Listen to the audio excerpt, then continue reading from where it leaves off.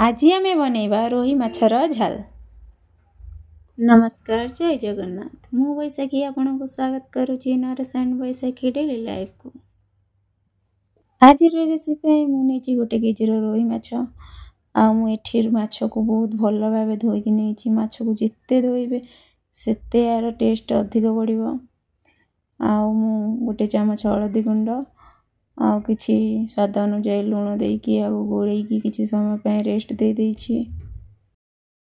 माछ झाल पाई मु नेछि किछि कटा पियाज, अदा रसुण पेस्ट, टमाटो पेस्ट आ 2 बड़ चम्मच दही। कड़ाई रे किछि तेल दे भल से गरम करि नियंतु। तेल भल से गरम हे सैला परे माछ को दे भल से भाजी नियंतु। मने रखंतु माछ भल से गोटे साइड हेला परे जाई आ गोटे साइड को भाजीबे, नहले माछ भांगी जाय पारे। हमर एठी माछ भल से भाजी होई सारिछि। ताकू एबे गोटे पात्र रे काढी नेबा। देखि कि धीरे बाहर करिवे, नहले तेल गरम तेल हाथ रे पड़ी जाय पारे। हमर एठी माछ भजा रेडी हो जाइछि। चलंतु एबे बनेबा माछर झाल। कड़ाई रे किछि तेल ने भल से गरम करि देबा। तेल भल से गरम हेबा परे कटा पियाज किछि देई भल से लाल हेबा पर्यंत भाजी नेबा।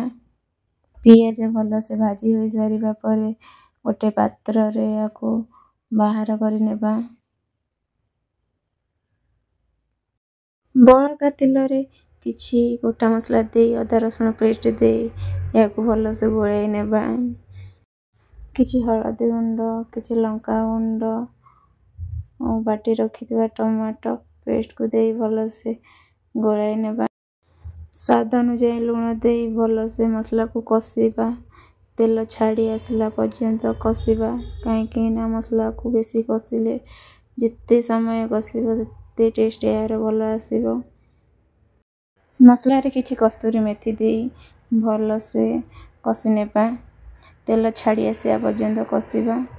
देखंतु भल से तेल छाड़ी आसलेनी। एथिरे रखिथिबा दही को आमे देई देबा। मने रखंतु दही देला बेले गैस रो फ्लेम स्लो थिबा दरकार, नहले दही फाटी जाई पारे।